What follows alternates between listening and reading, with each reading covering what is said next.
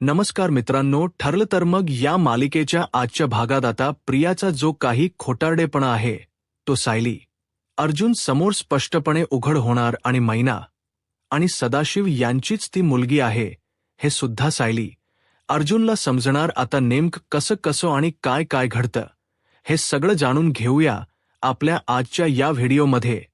तर आता आपण इथे पाहतोय की सायलीने पुन्हा एकदा त्या सर्व भिकायांना गोळा करून घरी आणलेलं असतं. आता त्या सगळ्यांना सायली घरी घेऊन आलेली पाहून आता प्रिया विचारते, सायली तू यांना घरी घेऊन का आलीस? त्यावर सायली म्हणते, सांगते, सगळ्यांना सांगते. घरातले तिला विचारतात, पण हे लोक आहेत कोण? सायली म्हणते, हो सांगते, देते. सगळ्या प्रश्नांची उत्तर देते. गेले कितीतरी दिवस आपली प्रिया या सगळ्यांना गपचूप मदत करत आहे. हे सगळे लोक रस्त्यावर राहणारे आहेत आणि प्रिया यांना दानधर्म करते म्हणून.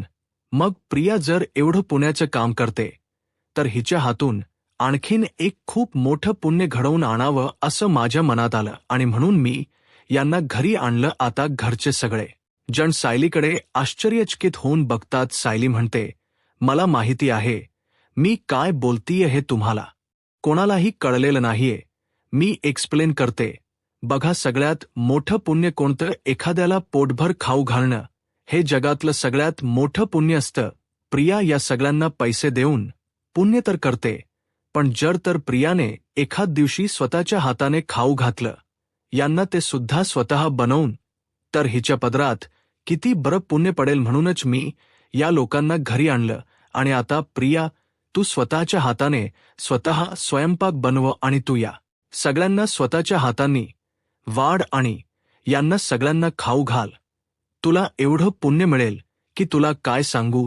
त्याबरोबर प्रिया म्हणते, अग सायली, पण या सर्वाची काय गरज आहे? नाही म्हणजे यांना पोटभर खायला मिळावं म्हणूनच तर मी यांना ना पैशांची मदत केली होती ना, मग त्यासाठी आता पुन्हा मी यांना माझ्या हाताने खाऊ घालावं असं कशाला वाटतं ना तुला? आणि तसंही सायली, अगं तू एवढी सुंदर कल्पना सुचवली आहेस मला माझ्या हाताने यांना खाऊ घालायचं पुण्य मिळवायचं, तर मग तू सुद्धा माझी मदत कर ना.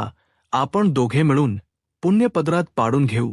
तसंही तुला सुद्धा माझ्यामुळे पुण्य मिळालं तर त्याचंही मला पुण्य मिळेलच की. त्यावर सायली म्हणते, नाही, मला पुण्यपद रात पाडून घेण्याची काहीही गरज नाही. आधीच माझ्या पदरात खूप खूप पुण्य, म्हणूनच तर मला एवढा चांगला नवरा मिळाला, एवढं चांगलं घर, एवढं चांगलं कुटुंब आणि सगळ्यात महत्त्वाचं म्हणजे दुसऱ्यांचा एवढा विचार करणारी जाऊ मिळाली.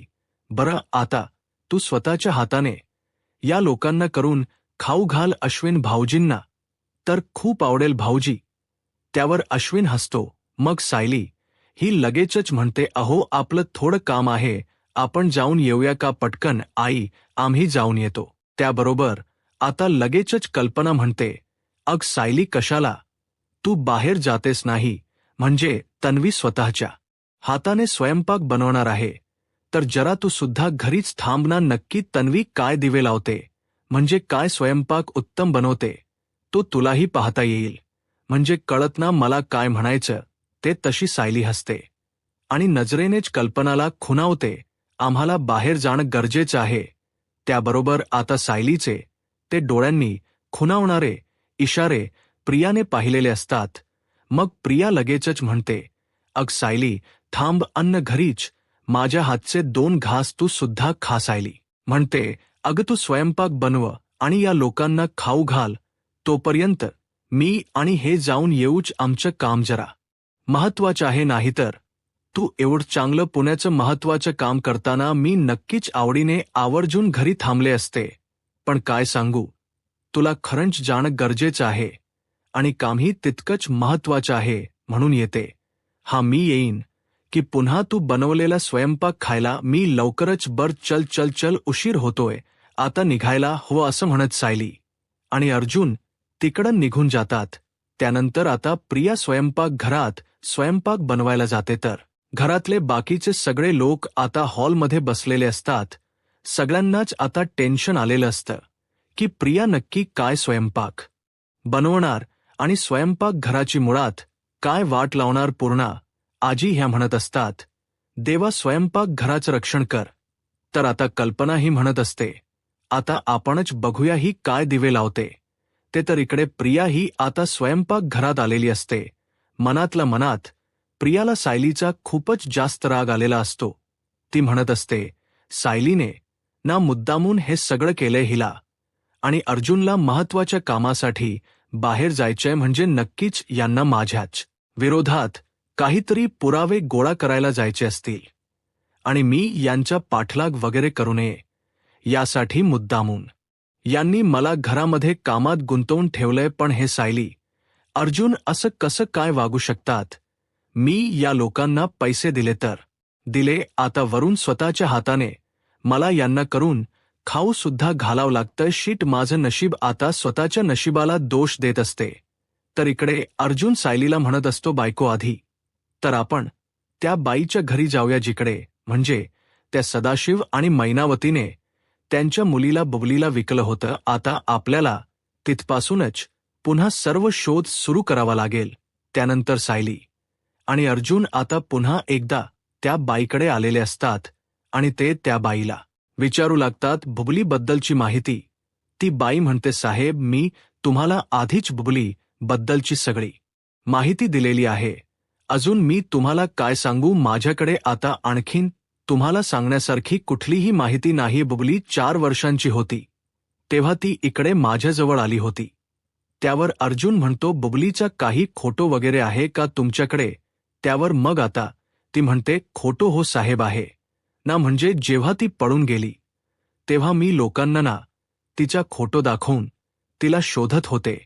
तेव्हाचा एक फोटो आहे माझ्याकडे, आणि मग ती प्रियाचा खोटो दाखवते. त्यानंतर मग ती अर्जुनला म्हणते, साहेब, या फोटोवरून तुम्हाला बबलीच्या शाळेतून सुद्धा थोडीफार माहिती मिळू शकते. अर्जुन म्हणतो, काय ती शाळेत जायची?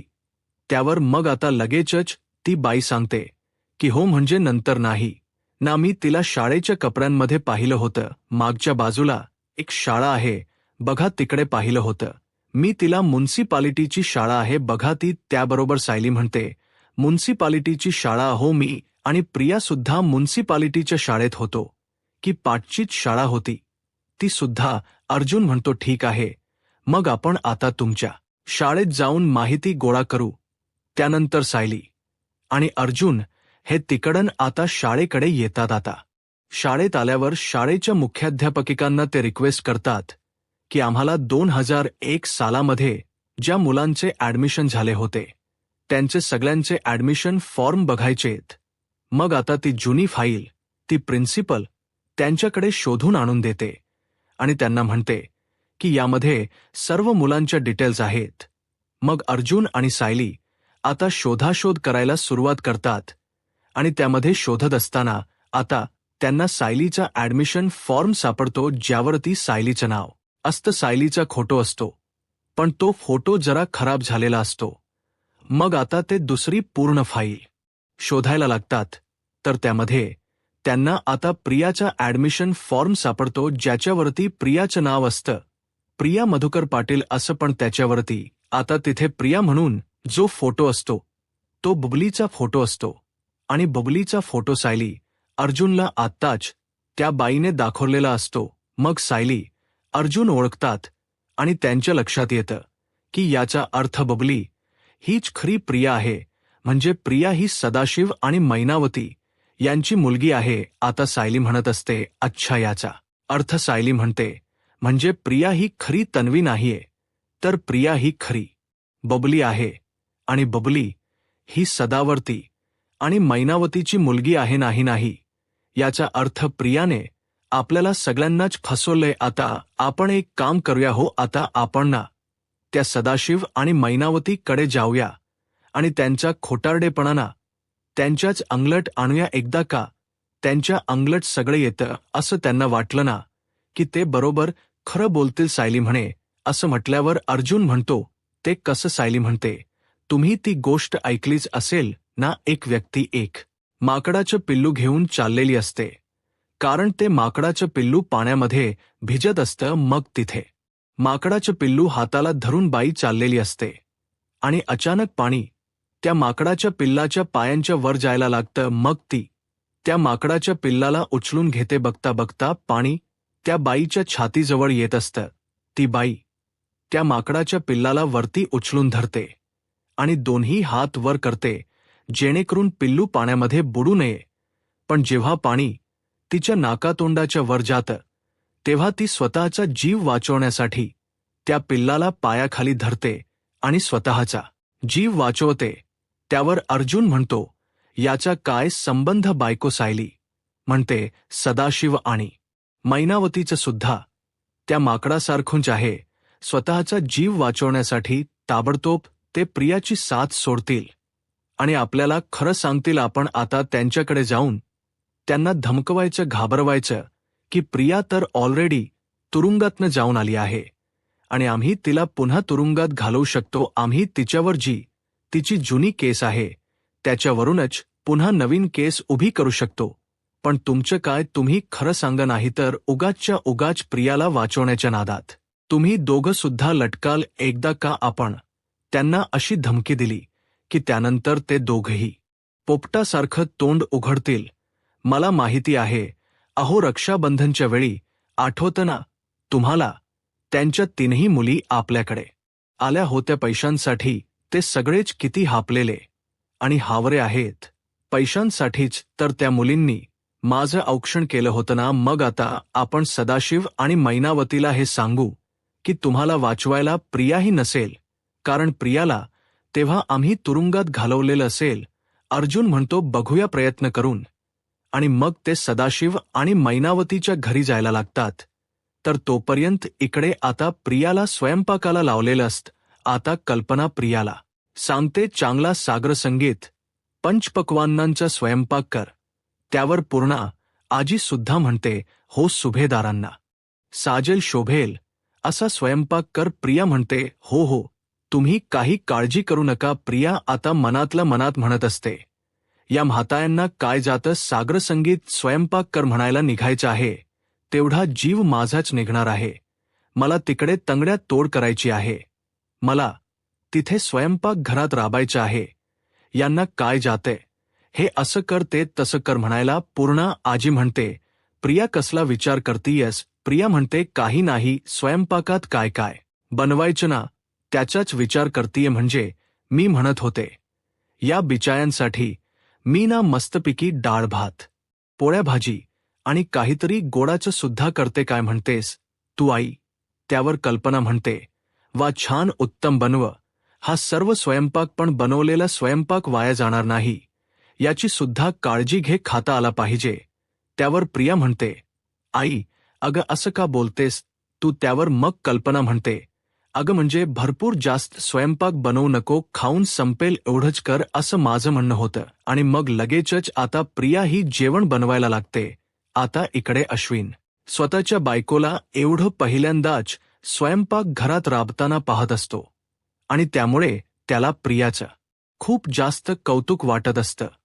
तो म्हणत असतो, तन्वी, खरंच प्रेम काय असतं, एखाद्याची काळजी काय असते, हे जर शिकायचं असेल ना तर एखाद्याने तुझ्याकडून शिकावं. नाही म्हणजे तू खरंच किती चांगली आहेस, निर्मळ स्वच्छ मनाची आहेस. तुझ्यासारखी मुलगी मिळायला, तुझ्यासारखी बायको मिळायला, तुझ्यासारखी सून मिळायला आहे ना, खरोखर नशीब लागतं. आणि आम्ही सगळेच खूपच जास्त नशीबवान आहोत, कारण आमच्या आयुष्यात तू आहेस ना. त्यावर लगेचच प्रिया म्हणते, अश्विन, अरे काहीही काय बोलतोयस उगाच? तू माझं खूप जास्त कौतुक करतोयस. मी एवढं काहीही करत नाहीये. आणि सुभेदारांची सून म्हणून लोकांना मदत करणं, लोकांकडनं भरभरून आशीर्वाद आपल्यासाठी, आपल्या कुटुंबियांसाठी मिळवणं, यामध्ये कुठलं आलं एवढं मोठं काम? उलट आतापर्यंत मी खूप चुकीचे वागले, मी खूप वाईट, विचित्र, वंगाळ वागले. त्या सगळ्याला तुम्ही माफ केलंत, हेच माझ्यासाठी खूप झालं. पूर्णा आजी इकडे मनातल्या मनात म्हणत असते, बापरे, खरंच ही मुलगी किती ढोंगी आहे, किती नाटकी आहे. बिचारा साधा भोळा आमचा अश्विन हिच्या जाळ्यात अडकतोय आणि ही मात्र त्याला अडकवतच चालली. देवा, हिला चांगली जन्माची अद्दल घडवं. बरं झालं सायलीने हिलास स्वयंपाकाच्या कामाला लावलं. हिला खूप हौस आहे ना पुढे पुढे पुढे पुढे करायची. खूप नाटक करायची, आता हिची सगळी नाटक बरोबर बंद होतील, बरं झालं हिला सायलीने कामाला लावलं असं सगळं आता ती म्हणत असते. तर इकडे सायली अर्जुनला बघून सदा आणि मैना घाबरतात. आता सायलीला मैनावती म्हणायला लागते की काय परत तू इथे कशाला आली सायली? मगाशी केला आमचा अपमान तेवढा काही पुरे झाला नाही का तुला? हे बघ मी तुला आधीच सांगितलंय त्या पोरीचा आमच्याशी ज्यादा काही बी संबंध नाही. ती फक्त आम्हासनी मदत करायला आली होती. तुम्ही निघा बरं इकडनं. त्यावर अर्जुन म्हणत असतो, ओ हॅलो, नीट बोलायचं आमच्याशी. आम्ही काय तुमच्या घरी राहायला किंवा जेवायला आलेलो नाहीये. आम्ही जेवढे प्रश्न विचारू शिस्तीत तेवढ्या प्रश्नांची उत्तर द्यायची, मग आम्ही इकडनं आपोआप निघून जाणारच आहोत, समजलं ना? नाहीतर जर तुम्हाला आमच्या प्रश्नांची उत्तर द्यायला जड जात असेल किंवा जमत नसेल तर आमच्याकडे पोलिसांकडनं तुम्हाला सत्य ओढवून घेता येऊ शकतं. पण पोलिसांनी तुम्हाला बोलतं केलेलं तुम्हाला परवडणार आहे का ते तुम्ही ठरवा. मग काय करायचं ते मी बघतो, असं आता अर्जुन म्हणतो. तशी मैनावती घाबरते. अर्जुन म्हणत असतो, काय बोलू का पोलिसांना? त्यावर मग अर्जुन आता मुद्दामून उगाचच फोन हातामध्ये घेतो. मैनावती नको नको नको नको असं म्हणते. त्यावर अर्जुन म्हणतो, मग प्रिया इकडे का आली होती? ती तुम्हाला पैसे का देते? हे सगळं गुपचूप सांगायचं. त्याबरोबर मग आता इकडे तरीही सदाशिव आणि मैनावती हे दोघेही खोट बोलण्याचा प्रयत्न करू लागतात. ते म्हणत असतात की आम्ही मगाशीच सायलीला सांगितलं की ती पोरगी इकड नेहमीची येत असते आणि नेहमीच ती आम्हाला पैशांची मदत करत असते.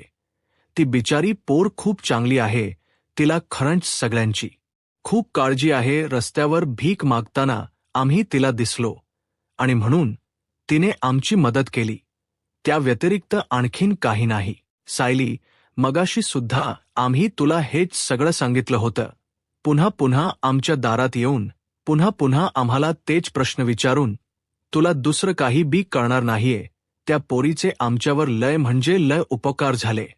अगदी देवासारखी ती पोर धावून आली आमच्या मदतीला. खरंच गुणाची पोर आहे ती. ज्यांच्या कुणाच्या पोटी आली असेल ती लय नशीबवान असते. सायली म्हणते, नाही ते सगळं ठीक आहे, पण काय आहे ना, तुम्ही ज्या मुलीबद्दल बोलताय की नाही, तिला तुम्ही आता अलीकडे ओळखू लागलाय. पण मी आहे ना, तिला लहानपणापासून ओळखते. जवळपास ती 4-5 वर्षांची असल्यापासून. त्यामुळे तुम्ही जितकं बोलताय तिच्याबद्दल भरभरून, तशी ती मुलगी नक्की आहे का नाही हे तुमच्यापेक्षा चांगलं मला माहिती आहे. आणि आता तुम्ही हे जे काही नाटक केलंत की नाही, ते अगदी पुरस्कार मिळावा असं होतं. पण आता पुरे झालं नाटक. खरं बोला, प्रिया इकडे काय येते आणि ती तुम्हाला पैसे का देते हे बघा लवकर लवकर. खरं खरं बोला, नाही तर आम्हाला पोलिसांना बोलवावं लागेल आणि पोलीस आले की ते तुम्हाला आतमध्ये टाकतील.